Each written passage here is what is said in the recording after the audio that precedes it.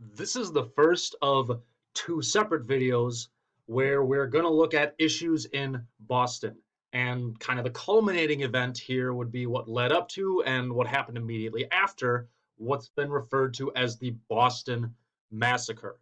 We're going to discover throughout the pre-revolution and during the revolutionary period that Boston really was a hotbed of resistance to British activity. Now, truthfully, that begs the question, what were the British activities leading up to the American Revolution? You know, the War for Independence, Revolutionary War, whatever phrase you'd like to use. We've previously looked at the French and Indian War.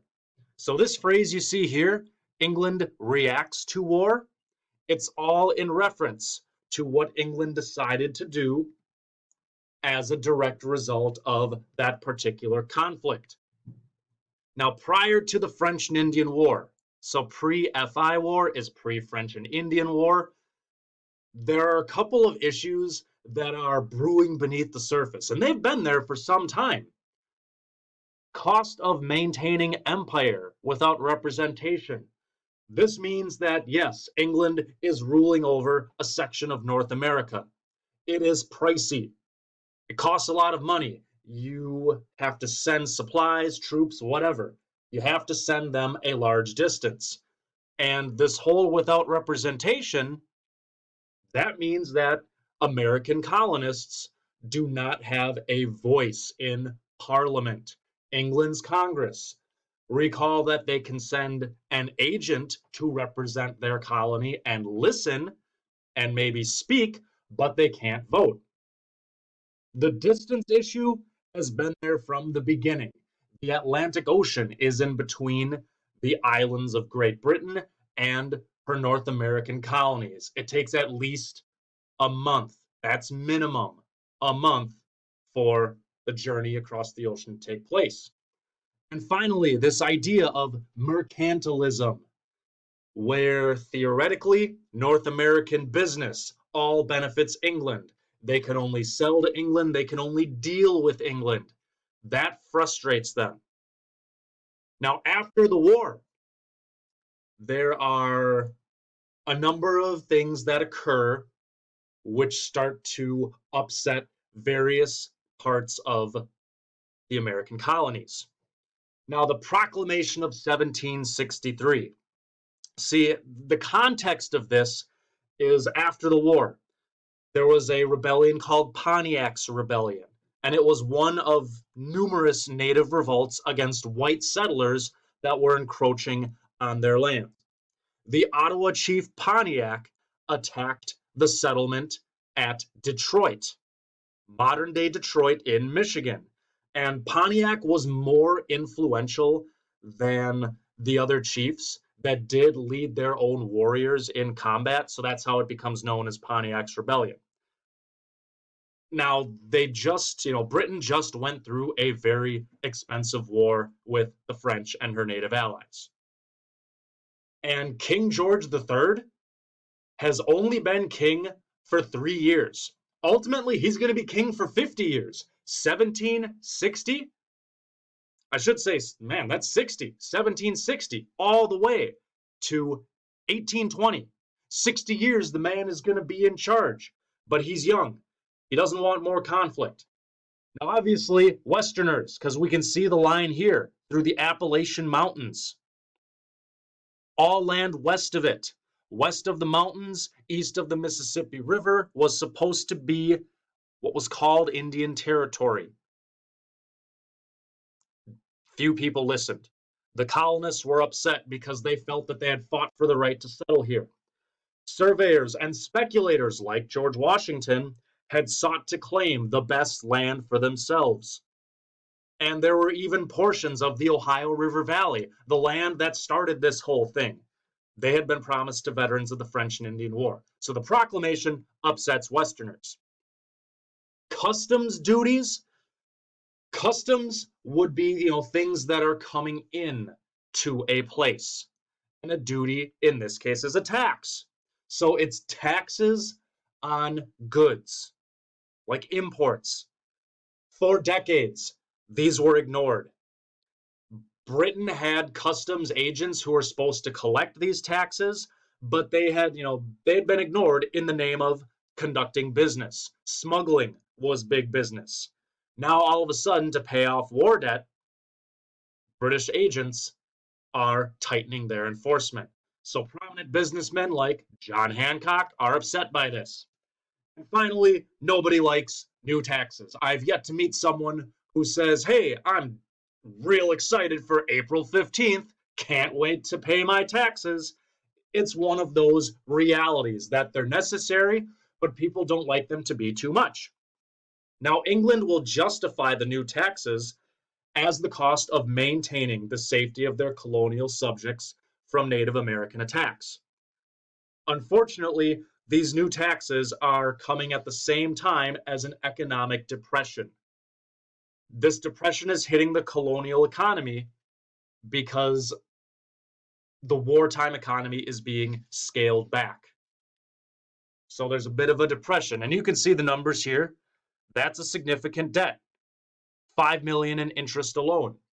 So if you're not a Westerner and you're not a businessman, you're probably upset by these new taxes that England is forcing you to pay.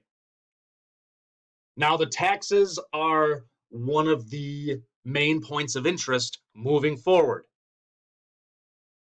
because throughout all of human history, if there is a debt, it doesn't matter if it's a personal debt or a government debt, there are two main ways to pay it off.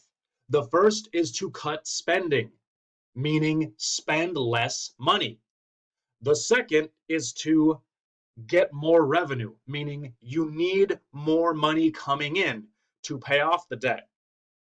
Generally, it's a combination of the two, but we'll see that England takes the route of more taxes.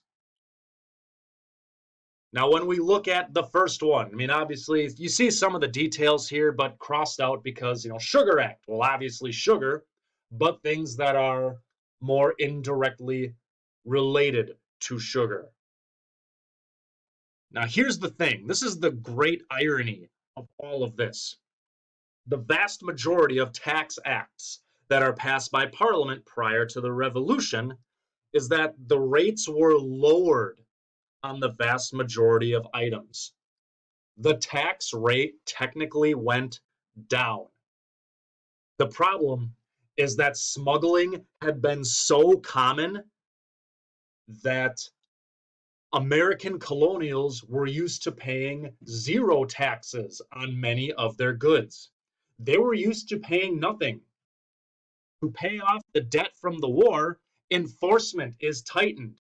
Customs agents really have to ramp up their efforts to collect money.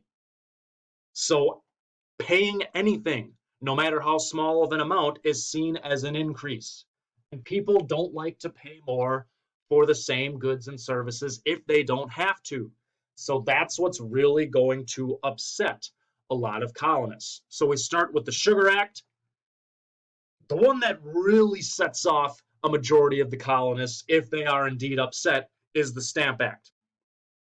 Now, news of the Stamp Act is going to first reach the colonies in late May of 1765, and it's going to take effect that November. Anything that has printed materials needed an official stamp. You can see the stamp in the background here. Not as if stamps themselves were taxed, but printed materials needed a stamp. So if you want to print a pamphlet, you need that stamp. You got to pay the tax. Even playing cards were taxed. All private correspondence and books were exempt, but pretty much all other types of paper taxed. Taxing newspapers. Most colonists either read newspapers or they heard and were influenced by newspapers. And we've already seen with colonial society that literacy is creeping up. It's rising.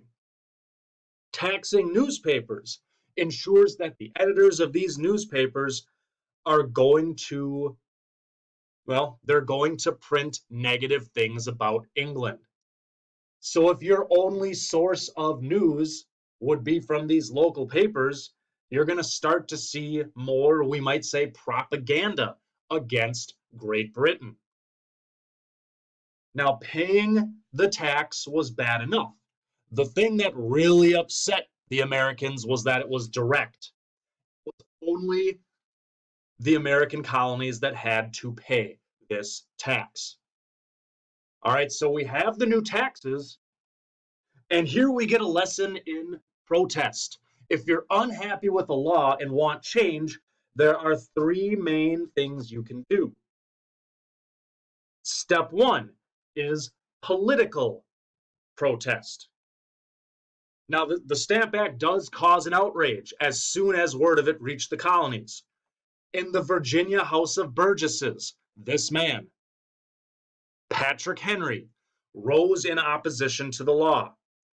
His speech was actually seen as so violent that the Speaker of the House of Burgesses yelled treason. And Patrick Henry said, if this be treason, make the most of it. He believed that the law itself violated the tradition of reserving the power of taxation for colonial legislatures, meaning if the Virginia House of Burgesses wanted to pass a tax, that would be okay. And despite appeals to the king, the law is going to remain. Now, prominent Virginians, and here's where we see that colonials are equal to British citizens with Patrick Henry's logic. Prominent Virginians will try to reason that British citizens were only allowed to be taxed based on the decisions of their elected representatives. And each colony is only allowed a non-voting agent to Parliament, so they believed that the law was illegal. And bear in mind that this is the time when Pennsylvania has an agent in Parliament named Benjamin Franklin. So he is over in England when all of this is going down. So step one could be political protest. Step two, sometimes protest gets violent, and that's where we see the rise of the Sons of Liberty. Now, the Sons of Liberty are based in Boston, and they provide the most vocal opposition to the law. Samuel Adams was one of their more prominent leaders. Now, occasionally, they would tar and feather tax collectors. And just to give you an idea, we literally are talking hot tar and feathers on one's body. It's not pretty, it's quite brutal. So tarring and feathering was a truly heinous punishment. It's tough stuff. And John Adams did not agree with it. It earned the scorn of John Adams, who didn't necessarily agree with what he called the rabble, because they tarred and feathered, they destroyed the residence of Governor Thomas Hutchinson, and they even burned down offices. So there's politics, there is violent, but there's economic. There's economic protest. The merchants, the businessmen of New York, agreed to embargo all British imports until the law was repealed. That's what non-importation means. We're not taking in any British goods. Boycott. We are not going to buy any British goods until the law is repealed. These New York merchants convinced the merchants of Boston and Philadelphia to do the same. Now, the business of British exporters, meaning the business of British businessmen who export goods to the colonies, it plummets. If, a lot of the time, history tells us if you want something changed, money talks. Hurt someone in the pocketbook. So when the business of these British merchants starts to plummet, the law is ultimately repealed in 1776. But as so often happens, where one tax is repealed and gotten rid of, there's another one that's waiting to take its place.